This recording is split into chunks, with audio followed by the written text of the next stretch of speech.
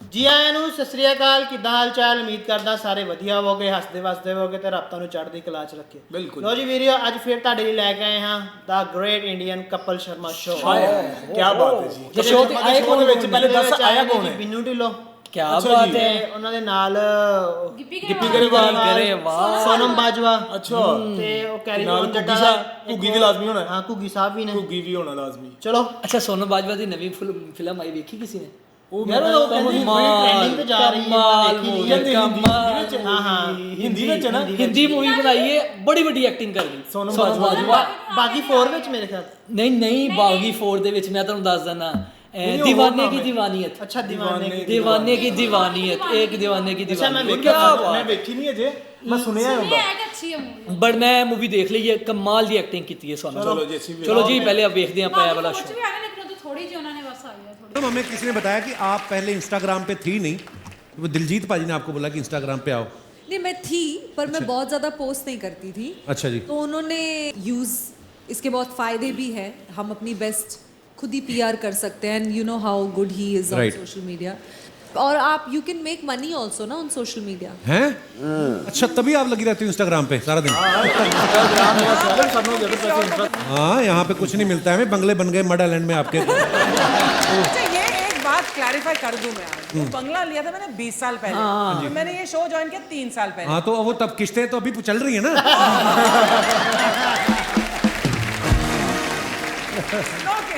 वहाँ पे गुरदास मान साहब का बंगलो भी है ना, वो ज़्यादा जाते नहीं उधर।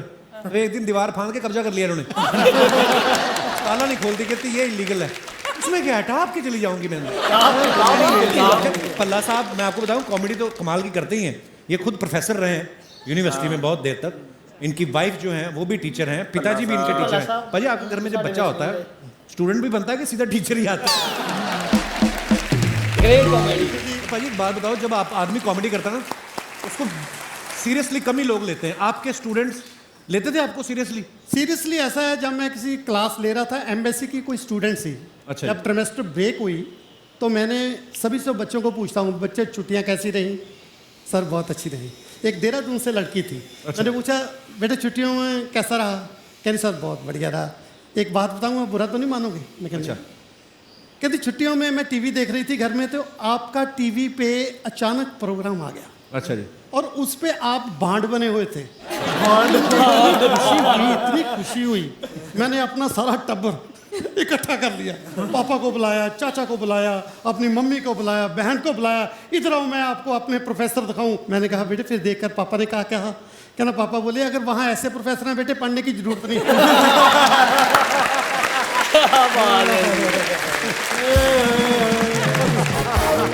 भाजी का एक फेमस गाना है कॉकटेल फिल्म का, आप सबने सुना है। पर ये गाने के पीछे की मैं आपको हिस्ट्री बताऊं, ये गाना इन्होंने कैफे में बैठे बैठे 2 घंटे में बना दिया था। भाजी कौन सी ऐसी ड्रिंक ऑर्डर की थी आपने, 2 घंटे में ही गाना बना दिया आपने? इज इट ट्रू भाजी? बिल्कुल, बना भी बहुत जल्दी। और मैं जेन्युइनली बताऊं कि कई बार गानों पे बहुत एफर्ट करते हैं, बहुत मेहनत करते हैं। ये गाना मैंने जेन्युइनली कभी डब भी नहीं किया। अच्छा। तो ये डमी था, मतलब वहाँ पे एक छोटा सा किसी के घर पे ही एक माइक सा रखा हुआ था। तो हनी वैंकूवर में था मेरे साथ। तो हनी कहता है कि पाजी ये बीट बहुत अच्छी है। तो मैंने एक राइटर को, इससे वीत बलजीत हमारे पंजाब के फेमस राइटर को बोला कि इस बीट पे कुछ लिख दो। तो उसने यही लिख दिया, मरजानी पौंदी भंगड़ा अंग्रेजी बीट थे। क्या बात है, बहुत बहुत बढ़िया गाना हो जाए फिर हमारे दर्शकों के लिए।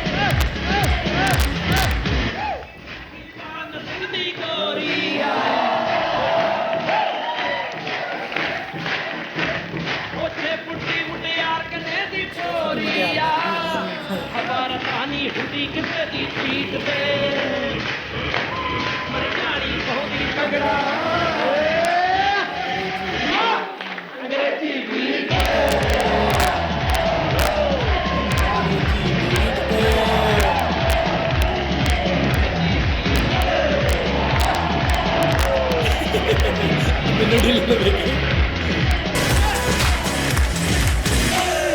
थैंक यू शुक्रिया। गिप्पी भाजी, वो जो हम अपनी एम्बेसी में जब वीज़ा लगवाने जाते हैं, कई बुजुर्गों को नहीं इंग्लिश नहीं आती होती, ट्रांसलेटर देते ना। वो एक माता वाला किस्सा था ना, जो जाना चाहती है अमेरिका बाहर, तो वो सुनाओ जरा थोड़ा सा। वो सही बात है अर्चना जी। हम लोग जब पहले जाते थे ना वीज़ा लेने, तो सामने इंटरव्यू करते थे आपको। अब तो प्रोसेस काफ़ी चेंज हो गया उनका। तो वो हमारे गांव की एक बुज़ुर्ग लेडी, अब इंग्लिश आती नहीं है और पता भी नहीं है सामने से क्या पूछा जा रहा है। अब वो उसको सामने से पूछ रहा है, कहते कहाँ जाना चाहते हैं आप? हाँ कहाँ जाना चाहते हैं? अमेरिका। अपना स्लैंग होता है अमेरिका को, है ना, अमेरिका। खड़े हैं साथ में तो वो बता रहे हैं, माता जी वो पूछ रहे हैं किस काम से जाना है आपको, है ना। जेड़ा अपना राजू दा मुंडा नहीं पटा बिल्ला, ओदे मुंडा होने वाला है। वीजा ऑफिसर ने इंग्लिश में कहा कि then why you want to go there, there are so many doctors. तो उसने बोला, वो कह रहे हैं कि वहाँ पे बहुत डॉक्टर्स हैं, आपको क्या जाके करना है वहाँ पे अगर उसके बेटा होने वाला है तो? कहते होएंगे डॉक्टर, जो माइयाँ कर लेती हैं वो डॉक्टर नहीं कर सकते। उसने कहा कि वो वीजा ऑफिसर कह रहे हैं कि इस आधार पे आपको वीजा नहीं दिया जा सकता। कहते दे दोगे वीजा तो अच्छी बात है, वरना बेटे ने टिकट तो करा रखी है, फिर बिना वीजे के ही चले जाए।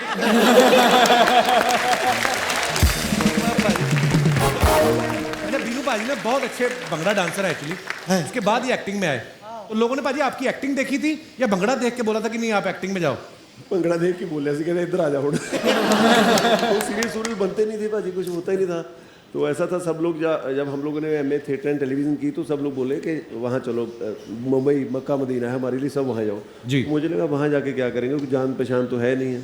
तो आहिस्ता आहिस्ता वहाँ पे सीरियल वगैरह चलने लगे भाजी, थोड़ा थोड़ा सीरियल वगैरह चलने लगे। उसके बाद जैसे मैं बताता हूँ, पहली बार मुझे एक दिन के पूरे 750 रुपये मिले थे भाजी। हैं 750 रुपया? किस चीज़ के? सीरियल के। अच्छा जी, कौन से साल की बात है भाजी? 99। काफ़ी थी पेमेंट यार। हाँ जी। पर वो महीने में 2-3 दिन होते थे भाजी। हमारा जो हीरो था ना उसमें भाजी, तो सामने तो पहली बार सुना था कि आपके साथ एग्रीमेंट होगा, कॉन्ट्रैक्ट होगा। तो हम लोग हैरान थे कि मुंबई के लोग तो सुने थे कि ऐसा करते हैं।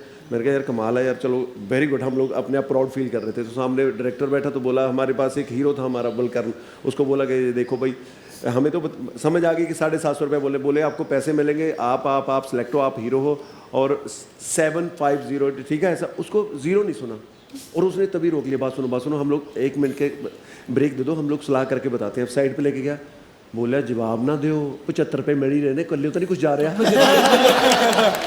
75 रुपये से कम करने तैयार थी, 75 रुपये से भी कम करने तैयार थी। बड़े कमाल के हैं नरेश जी, बड़े कमाल की स्टोरीज लिखते हैं पाजी। आपकी जितनी फिल्में मैंने देखा है, चंडीगढ़ अमृतसर चंडीगढ़ हो, उसमें गिप्पी पाजी हीरो हैं, हनीमून हो, उसमें गिप्पी पाजी हीरो हैं। आप इनको हीरो सेलेक्ट करने के पैसे लेते हैं ये आपकी स्क्रिप्ट को सिलेक्ट करने के पैसे लेते हैं? क्या है? 2 बंदे लाइफ में ऐसे हैं, समीप पाजी और गिप्पी पाजी, जिन्होंने कैरी ऑन जट्टा बनाई जी, जिसकी वजह से आज सब हैं यहाँ पे।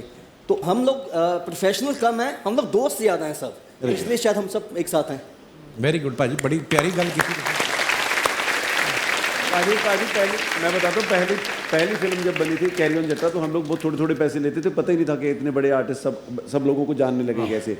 तो पाजी उसके बाद हम लोगों के पास काम आने लगा, तो पैसे ऑफर होने लगे, बोले को 10 लाख ले रहा है, को 5 लाख, बहुत बड़ी अमाउंट थी हमारे लिए पाजी। पहली कैरी ऑन जट्टा के बाद हम लोगों ने एक फिल्म की, उसमें समीप कंग थे, नरेश जी थे और मैं था भाजी। एक प्रोड्यूसर आया करता था वहाँ, प्रोड्यूसर बोला था कि मैं प्रोड्यूसर हूँ, साथ में गनमैन हुआ करते थे। तो बोला आप तीनों को साइन करना है भाजी। हम लोग कुर्सी लाओ है थे, थोड़ा पढ़ो। हर रोज बैठ के हमारे दूसरे सेट पे पाजी हमें देखता होता था, वेरी गुड, अच्छा कर रहे हो, वेरी गुड। साइन करके नहीं जाता था पर पाजी। उसने पूरा 35 दिन की फिल्म हमारी ऐसे शूट होते हुए देखे, हम लोग बोले साइन करके नहीं जा रहा पाजी। तो हम लोगों ने देखा भी ये ऐसा फ्रॉड लग रहा है, हमें भी रहने दो। उसका अचानक एक दिन फ़ोन आया, वो जलंधर से था। तो कोई भी बोलता था हमें जब आपको साइन करना है, कहीं भी चाहे लाहौर बोल दे, पाकिस्तान, हम वहाँ भी चले जाते थे, कर लो साइन यार। तो उसने बोला कि जलंधर आ जाओ। तो हम तीनों ने गाड़ी उठाई, जलंधर चले गए जी। जलंधर जब देखा, उसने 150-200 बंदा इकट्ठा किया, सबके साथ फोटो चल रही है पहले, ऐसे फ्रॉड है यार, ये नहीं करता। ਤੇ ਕਹਿੰਦਾ ਨਹੀਂ ਸਾਈਨ ਕਰਕੇ ਭੇਜेंगे ਅੱਜ ਕੱਲ੍ਹ। ਮੈਂ ਕਿਹਾ ਅੱਜ ਜੇ ਸਾਈਨ ਨਾ ਕੀਤਾ ਇਹਨਾਂ ਨੇ, ਆਪਾਂ ਨੇ ਅੱਗੇ ਤੋਂ ਫਿਲਮ ਨਹੀਂ ਕਰਨੀ ਇਹਦੇ ਨਾਲ। ਭਾਜੀ ਕੀ ਹੋ ਰਿਹਾ, ਸਾਈਨ ਸੂਨ ਕਰ ਨਹੀਂ ਰਿਹਾ, ਫੋਟੋਆਂ ਖਿੱਚੀ ਜਾ ਰਹੇ, ਸਮੋਸੇ ਖਾਈ ਜਾ ਰਹੇ, ਸਾਰੇ 10-10 20-20 ਫੋਟੋਆਂ ਹੋ ਗਈਆਂ ਸਾਡੀਆਂ 700-800 ਜਦੋਂ ਫੋਟੋ ਹੋ ਗਈਆਂ ਭਾਜੀ, ਅਚਾਨਕ ਇੱਕ ਖਬਰ ਆਈ, ਕਹਿੰਦੇ 2 ਬੰਦੇ ਹੋਰ ਆ ਰਹੇ ਸੀ, ਉਹਨਾਂ ਦਾ ਐਕਸੀਡੈਂਟ ਹੋ ਗਿਆ, ਉਹਨਾਂ ਦੇ ਘਰੀ ਉਹਦੇ रिलेटिव वो बंदे और आ रहे थे। हाँ जी, हमें साइनिंग अमाउंट तो क्या मिलनी थी, और किसी का ब्लड, कहते उनको ब्लड चढ़ेगा भी, किसी का ब्लड मैच नहीं किया, हम तीनों का ब्लड मैच कर गया।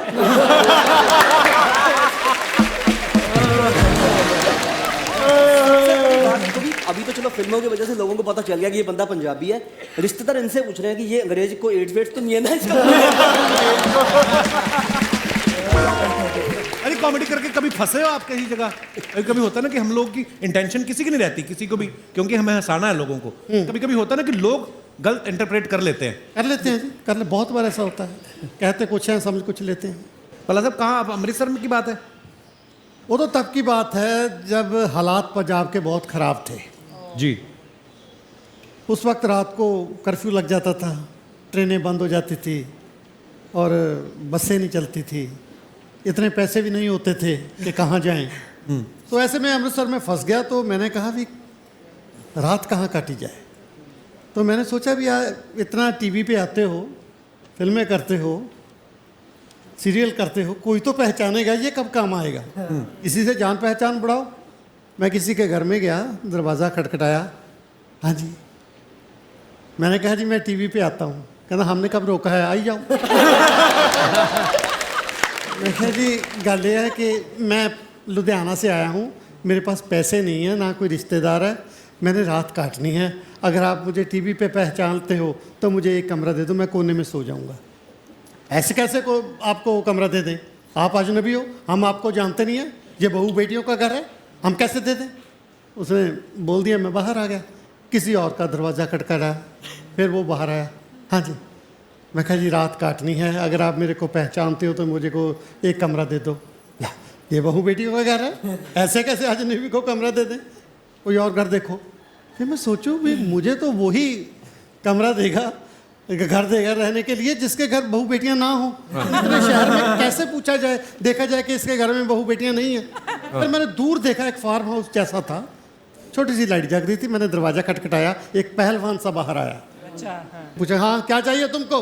नहीं चाहिए तो कुछ नहीं, मैंने तो सिर्फ यही पूछना है आपके घर में बहू बेटियां हैं? आपने क्या करना है? मैंने कहा रात काटनी है।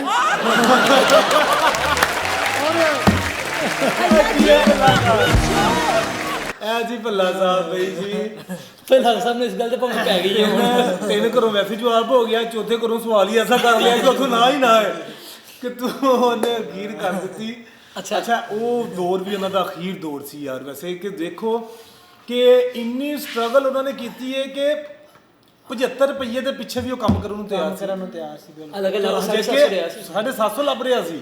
ਤੇ ਉਹਨਾਂ ਨੇ ਕਿਹਾ ਯਾਰ ਵੇਖੋ ਕਿ 75 ਰੁਪਏ ਵੀ ਆਉਂਦੇ ਹੀ ਪਈਏ ਨਾ ਕਰਨਾ, ਕਹਿੰਦਾ 75 ਰੁਪਏ ਵੀ ਆਉਂਦੇ ਪਏ ਨੇ ਨਾ, ਆ ਰਿਹਾ ਨਾ, ਜਾ ਤੇ ਨਹੀਂ ਰਿਹਾ, ਕਹਿੰਦਾ ਆਉਂ ਹੀ ਹੋ ਰਿਹਾ ਨਾ, ਆਉਂ ਤੇ ਨਹੀਂ ਨਾ ਹੋ ਰਿਹਾ। ਤੇ ਇਹਨਾਂ ਵਿੱਚੋਂ ਸਭ ਤੋਂ ਸੀਨੀਅਰ ਡਾਇਰੈਕਟਰ ਸਮੀਰ ਕੰਗ ਨੇ, ਜਿਹੜਾ ਪੁਰਾ ਮੋਟੇ ਜਿਹੇ ਬੈਠੇ ਹੋਏ ਸੀ ਨਾ, ਉਹ ਫਿਲਮ ਹੁਣ ਦੇ ਡਾਇਰੈਕਟਰ ਤੇ ਰਾਈਟਰ ਬਣ ਗਏ ਨੇ।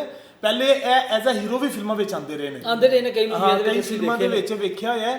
ਤੇ ਇਹ ਹੀਰੋ ਵੀ ਆਉਂਦੇ ਰਹੇ ਨੇ। ਤੇ ਜਿਹੜੀ ਕੁੜੀ ਕੈਰੀ ਔਨ ਜੱਟਾ ਦੇ ਵਿੱਚ ਆਈ ਹੈ ਨਾ, ਉਹ ਸਮੀਰ ਕੰਗ ਦੇ ਨਾਲ ਐਜ਼ ਅ ਹੀਰੋ ਵੀ ਆਈ ਹੋਈ ਹੈ। ਉਹ ਕੈਰੀ ਔਨ ਜੱਟਾ ਦੇ ਵਿੱਚ ਸਮਝ ਲਓ ਕਿ ਪਹਿਲੀ ਜਿਹੜੀ ਕੈਰੀ ਔਨ ਜੱਟਾ ਸੀ ਨਾ ਫਸਟ ਦੇ ਵਿੱਚ, ਕਿ ਉਹ ਕੁੜੀ ਨੂੰ ਕਿਰਾਏ ਤੇ ਕਮਰਾ ਉਹਨਾਂ ਦੇ ਘਰ ਲੈ ਕੇ ਦੇ ਦਿੰਦਾ ਹੈ, ਆਪ ਭੱਠੇ ਤੇ ਚੱਲ ਜਾਂਦਾ, ਉਹ ਇਹੀ ਕੁੜੀ ਹੈ।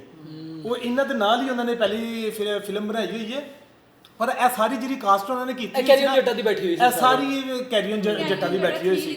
ਸਮਝੋ ਕਿ ਕੈਰੀ ਔਨ ਜੱਟਾ ਦਾ ਜਿਹੜਾ ਰਾਈਟਰ ਤੇ ਡਾਇਰੈਕਟਰ ਸੀ ਉਹ ਸਮੀਰ ਕੰਗ ਸਾਹਿਬ ਸੀ, ਉਹ ਜਿਹੜੇ ਮੋਟੇ ਜਿਹੇ ਸੀ ਨਾ, ਉਹਨਾਂ ਨੇ ਹੀ ਲਿਖੀ ਸੀ। ਕੈਰੀ ਔਨ ਜੱਟਾ 4 ਵੀ ਆ ਰਿਹਾ।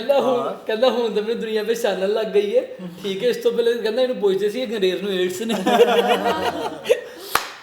ਤੇ ਉਹ ਹਜੇ ਤੱਕ ਇਹਨੂੰ ਗੋਰਾ ਸਮਝਦੇ, ਕਈ ਫਿਲਮਾਂ ਦੇ ਵਿੱਚ ਵੀ ਅਸੀਂ ਵੇਖਿਆ। ਤੇ ਉਹ ਕਹਿੰਦੀ ਵੇ ਤੂੰ ਤੇ ਪੰਜਾਬੀ ਬੋਲਦਾ, ਕਹਿੰਦਾ ਬੇਬੀ ਆਉਂਦੀ ਇਹੀ ਹੈ।